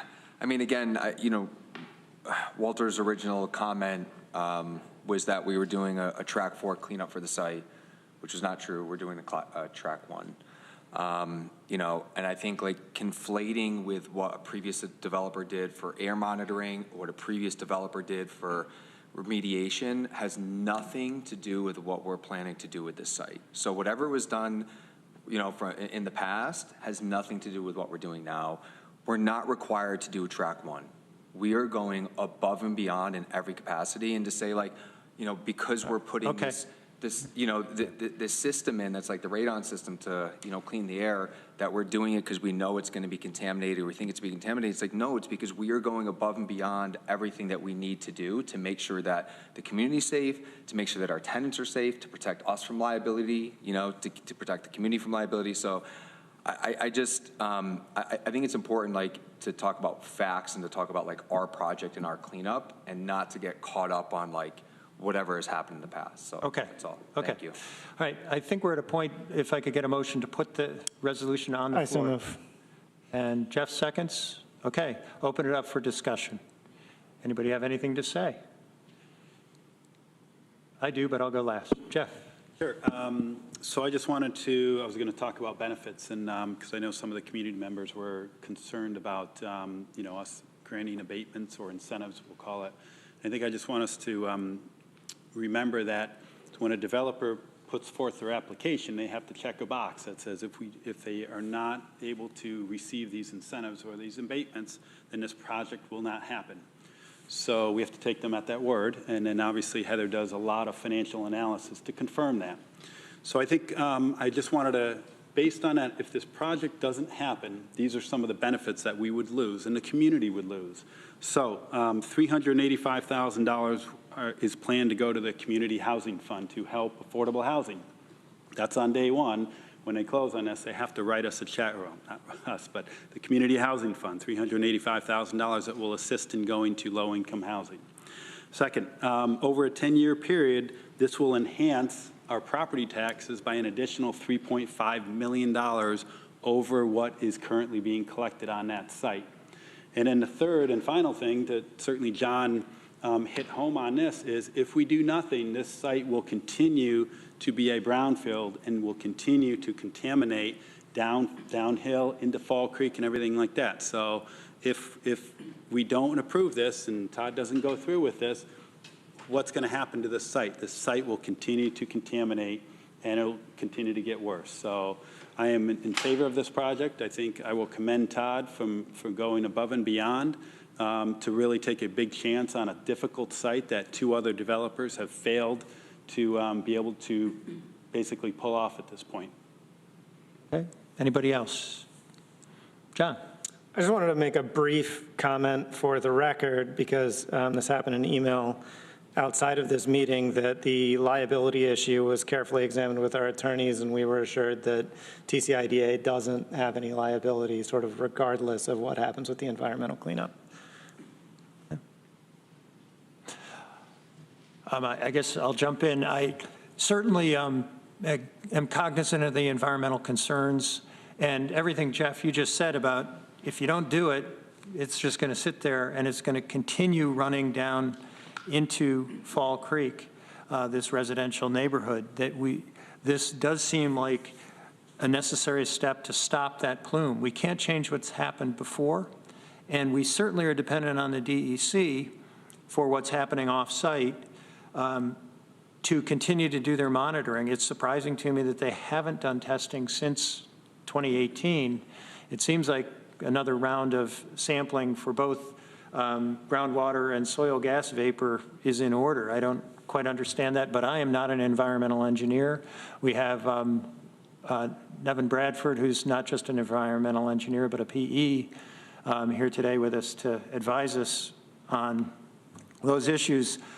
I think there's net benefit to the environment in getting this site cleared to bedrock, vacuumed, and injecting the biologics and the nutrients into the site to start percolating through where the contaminants are. You know, we can't change the past, but certainly we can start a new chapter and try to make this better. It does sound like, on balance, all of the work that will be done will dramatically improve the current condition from what it is right now. And then we're going to have, finally, a development there. There will be new housing, very quality housing. It is market rate, but this will be a premier place, I think, when it's built. And there's the advantages of all of the other elements of the Community Housing Development Fund, our labor policy, our diversity policy, and I'm trying to remember what else would be there, the energy policy that will come into effect. The net benefit from all those directions and to our tax base. In balance, I will support this. Todd. Just hearing what Jeff and Rich both just said, and John earlier, I agree completely with what you guys are saying. I think I'd love to see a project happen, something happen there. But after hearing Mr. Hahn talking, about some of these concerns, now I'm a little nervous, and I would personally, I'd like to see another step, another get together with to try to see if there's something else we could do. So I'd be reluctant to on this project right now at this time. But like I said, I definitely like the plans that you made there, Todd. I think it'd be a fantastic project. I am just really concerned about that. And like Rich said, I'm not a engineer, environmental engineer and stuff. I don't know the answers either. That's why it weighs really heavy on me when I hear someone like Mr. Hahn talking and Nevin talking. I'm just stuck to trying to make that decision.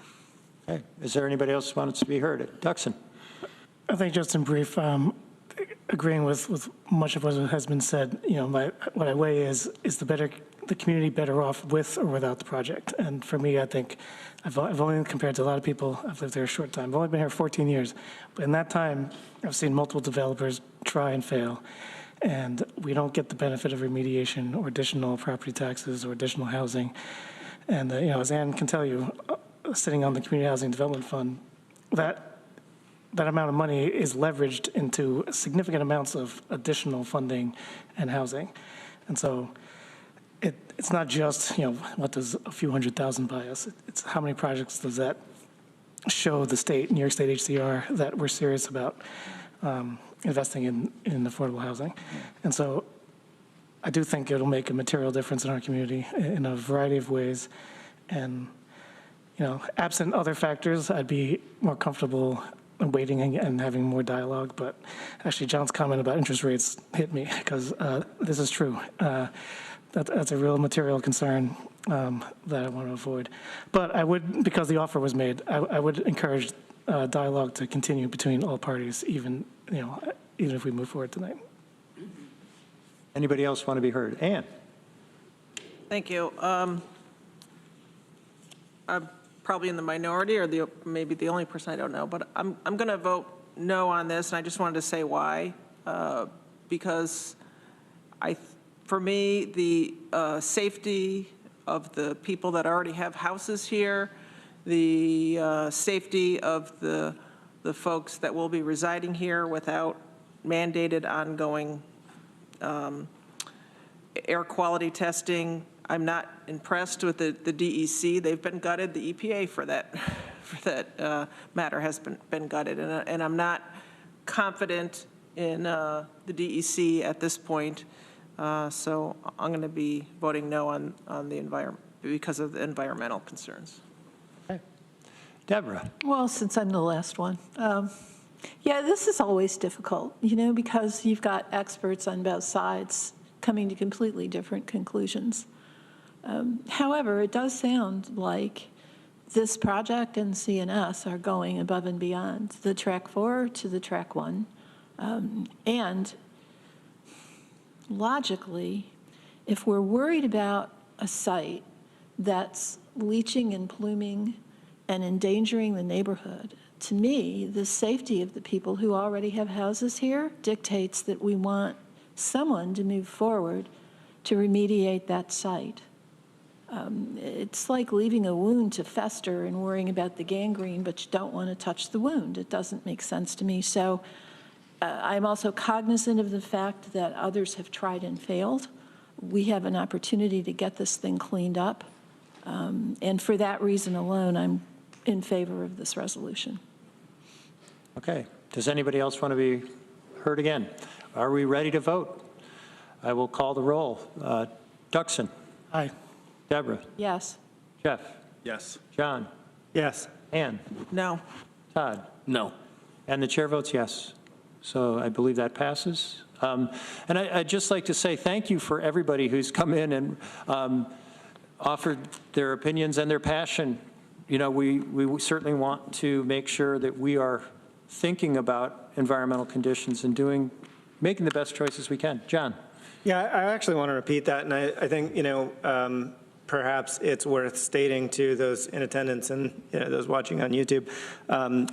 We spent a lot of time digging into this issue because the public brought it up, and I think that we're more educated for it, and we are assured that what's going to happen is going to be better than what has happened in the past. So, I hope that everybody understands how much we appreciate what few public comments we do get. We're often a board that operates in relative isolation because what we do is complicated and confusing financial stuff rather than, other perhaps more interesting boards. So, I think it made a big difference, and I want to appreciate those comments, even though perhaps the results that happened today were not what the commenters were seeking. Okay. If I may, I'm sorry, if I may offer my email so I can be a bridge between the public and Nevin, it's laura@vismdevelopment.com. I'd be happy to address any future questions and connect them with Nevin as well. Thank you. Yes. Could you just repeat that? Sure. It's Laura, Laura, @vismdevelopment.com. Thank you. Okay. Anything further on this topic? And it does look like we used up quite a bit of our time. I'd like to finish at 4:30. I know we have a must-do item, which is the 2022 audit data Paris input authorization, right? That has to get done today. Yes, so all we do is we ask that you authorize that we collect the data, we input it by the end of the month. I'll move that. John moves. Could I get a second? Todd seconds. All right, any questions or comments on this? Ready to vote? Duxon? Yes. Deborah? Yes. Jeff? Yes. John? Yes. Ann? Yes. Todd? Yes. And the chair votes yes. So we have given you your charge, Ina. You can go to Paris. If only. I didn't think that was in the authorization. And since we are running out of time, we have the fund balance discussion scheduled, but I'm not sure we really have time to get that in. But I would note, and I apologize again, that we've gone off script a little bit with letting people make comment. But I see that we have somebody here from the City Planning Department that was not here at the time of privilege of the floor. And again, with the IDA members' permission, I would give 3 minutes to Tom Knipe to visit with us, because I know he wanted to talk to us about our fund balance. So just to get some information in front of the members. Yes, if you can come to the mic. Thank you, Rich, for the opportunity. I'll be very brief because we're out of time. In December, I came to the board and shared some information about our shared commercial kitchen project. We've received a number of questions from board members and from staff and have responded to those. Happy to share that information, very eager to continue a discussion with the board about the possibility of use of fund balance for that economic development project. So look for some information from me. I'll monitor your agendas, and hopefully I can come back and speak with you more about the project. Activities lately have included ongoing meetings with our implementation team, a grant application to the Ithaca Urban Renewal Agency for some operating support, particularly supporting micro enterprises as clients of the kitchen. So thanks for the opportunity. Just a quick update and more to come. Thank you, Tom. And for the new members to the IDA, I think you were going to send out some information. So good. Thank you. Okay. Why don't we put aside the fund balance discussion until next month, and we'll pick that up there. As much as I'd like to have that moving forward, why don't we proceed to the chair's report? Heather. You're the chair. Geez, I had staff report, chair's report. Nicely done, Heather. Chair's report. I do have an item for those of you who may have seen the article in the Ithaca Voice.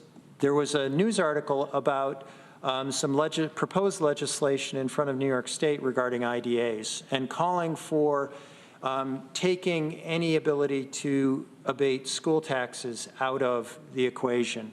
And I had written a response to that news article and submitted it, but it has not been published. I submitted it, I think, 2 weeks ago now.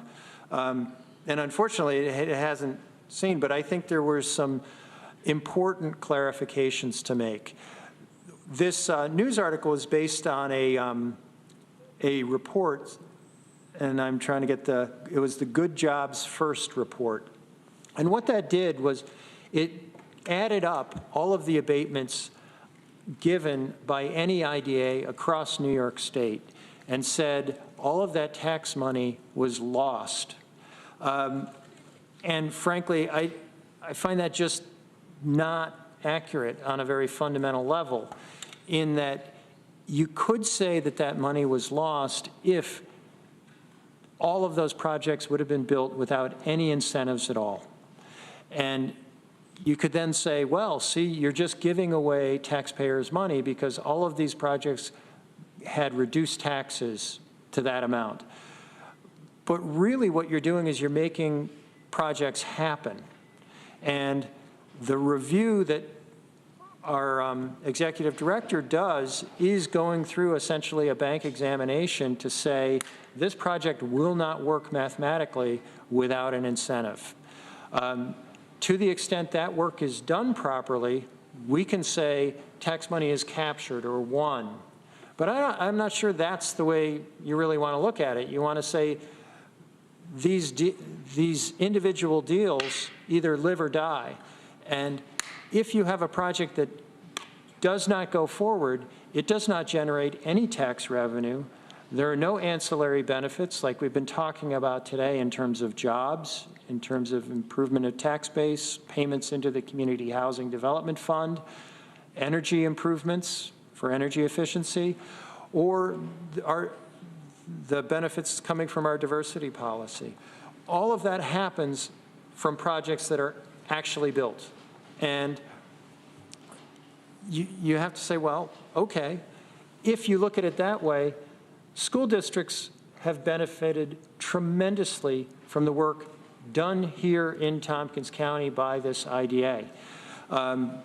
Over the last decade, we've added over $1 billion to the tax base, and we have added over 700,000 square feet of new construction, new energy efficient construction. If you take away the ability of the IDA to provide incentives, you're going to see far less development. You're going to see far less development that has all of those policies attached to it that we want to see happen in our community. So I don't see that this Good Jobs First report really did anything productive. If they'd wanted to do a detailed analysis of IDA projects across the state where they said the math wasn't done right, this project would have been built anyway, that could actually be done. If they found that was the case, then some real productive discussion could occur of how do you better assess projects. But just adding up all the tax numbers and saying we lost all this money is, one, untrue, and it really doesn't help us do anything better. So that's essentially the op-ed I wrote. I wish it would get the light of day, but that's what I wanted to say in my chair's report. I'm happy to hear from any of the other IDA members, or Heather, if you had something to add to that.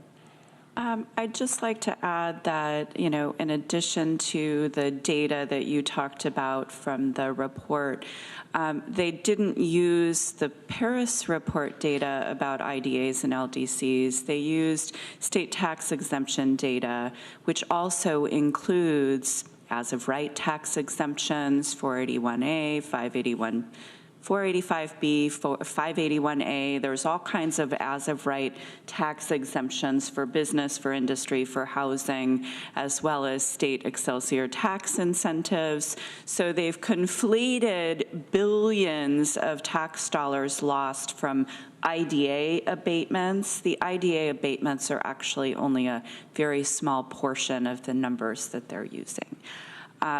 I have talked about this with our executive committee at IAED, and I will be putting together some talking points. This is state legislation that, you know, will be acted upon at some point this year. I've had a conversation with Anna Kellis. I think we finally found a date today to meet with Leah Webb. Oh, good. And I did have a meeting this morning with one of the school board members and the superintendent, as well as their, I'm not sure of her title, their finance person, Amanda Verba. So there will be continued conversation. I likely will be presenting some information about IDAs and how we benefit communities to the school district board, just as a number to look at in the 2021 to 2022 school tax year. IDA projects under property tax incentive, payment in lieu of tax agreements, paid $2.4 million in school taxes to the Ithaca City School District. There are other districts that they paid taxes to as well, $2.4 million, and I can tell you that those are projects that would not have happened but for an IDA incentive. Hotels, industrial projects, the Tompkins Trust headquarters that likely would have built on a green field outside of downtown Ithaca. All those projects, I looked at the list today, I know had some serious financial gaps. Hey, Deborah, if we can go quickly, I'll just pass. It's okay. I'm sorry. That's all right. The clock is merciless. Ann. I'll just say real quickly, several of us that were in Albany recently did talk with Leah Webb herself, and I spoke again with her chief of staff, or a couple of us did, Veronica Pillar and I did a couple days after that, about all the benefits that our IDA does, including some of the benefits people have talked about, and they weren't aware of that. And so truly trying to differentiate what we have here, and I didn't realize it was conflated with all that other stuff, but I wanted to really focus on what Tompkins County does through our IDA. Hey, Jeff.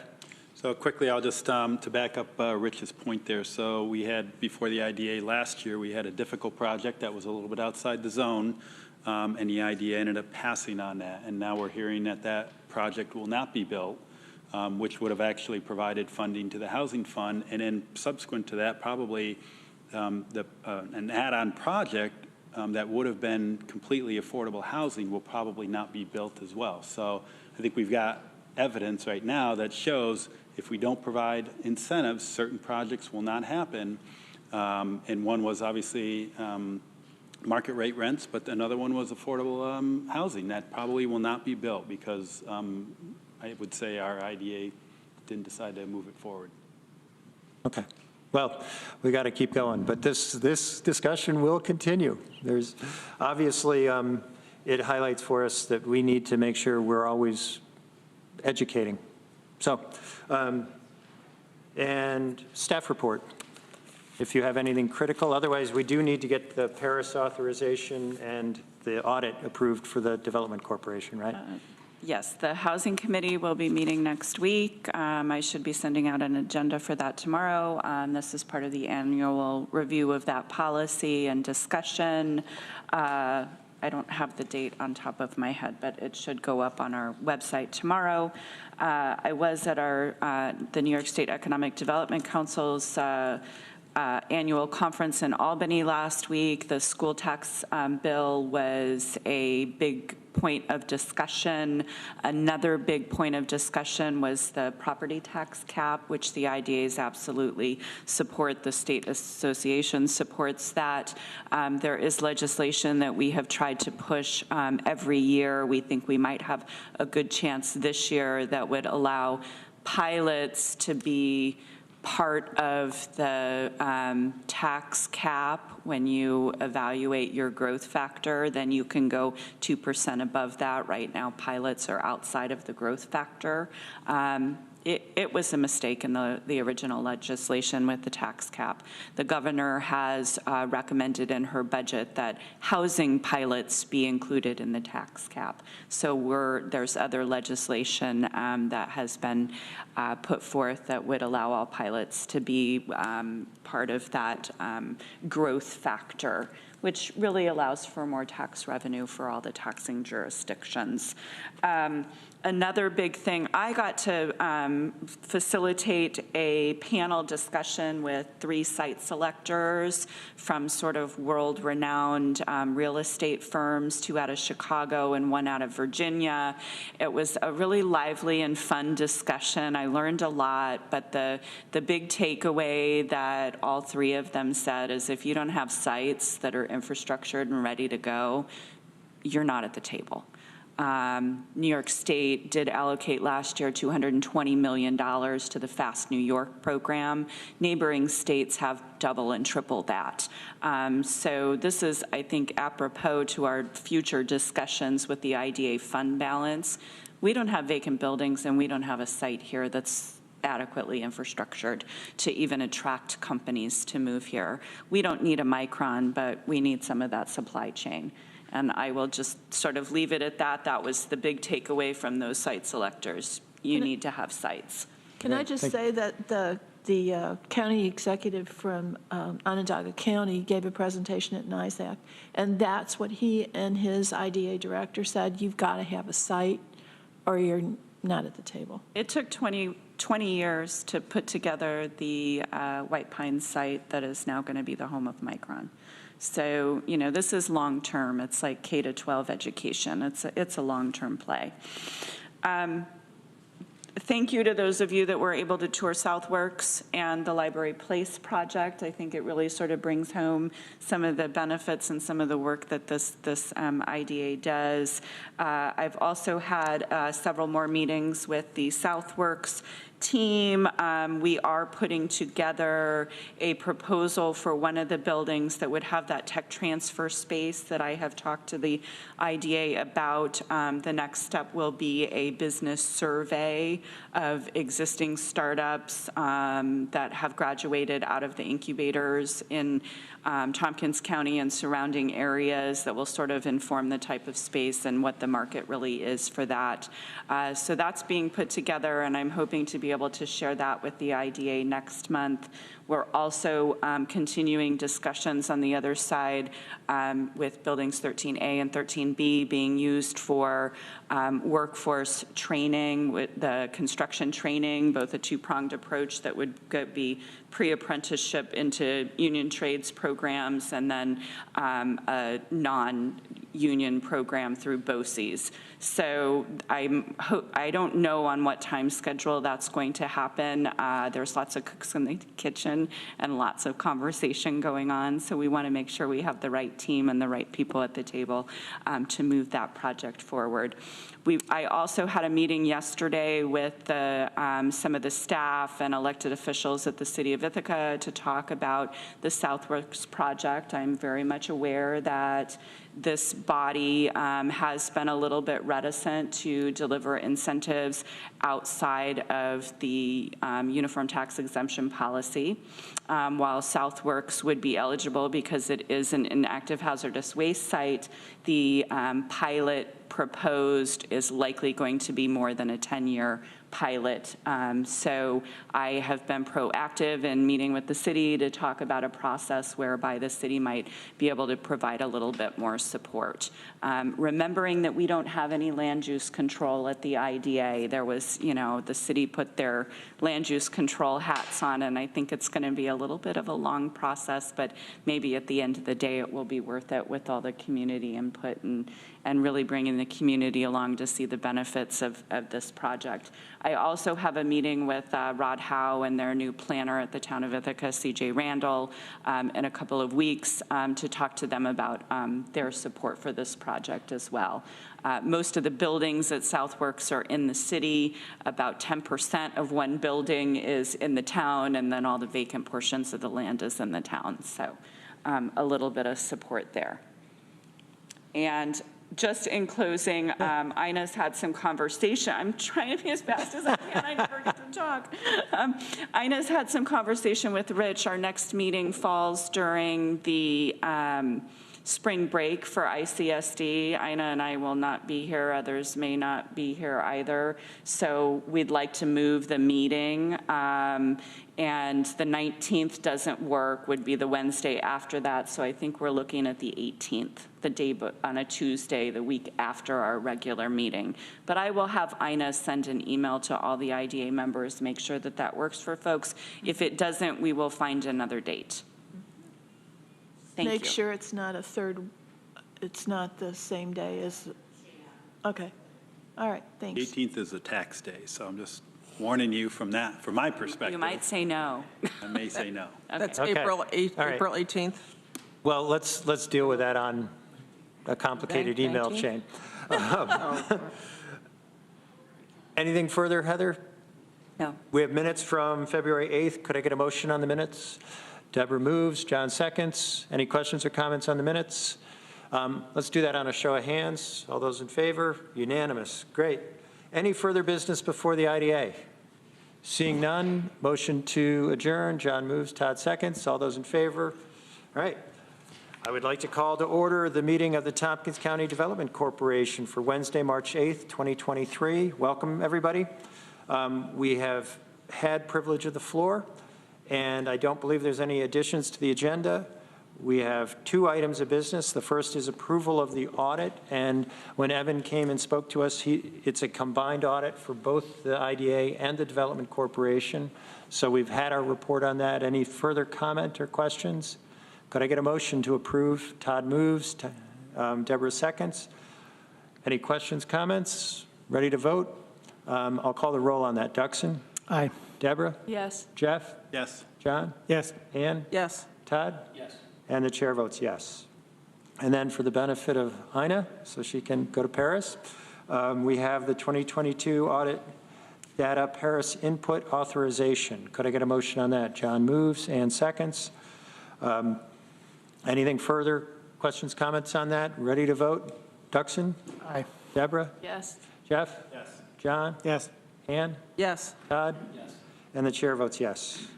I have no chair's report. Is there any staff report for the Development Corporation? There is none. All right. And we have minutes from February 8th, 2023. Could I get a motion on those? Todd moves, John seconds. Questions, comments? Show of hands. All right, unanimous. Great. Any further business to come before the Development Corporation this month? Seeing none, I'd entertain a motion to adjourn. John moves, Ann seconds. All those in favor? We're adjourned. Thank you very much, everybody. Very crisp.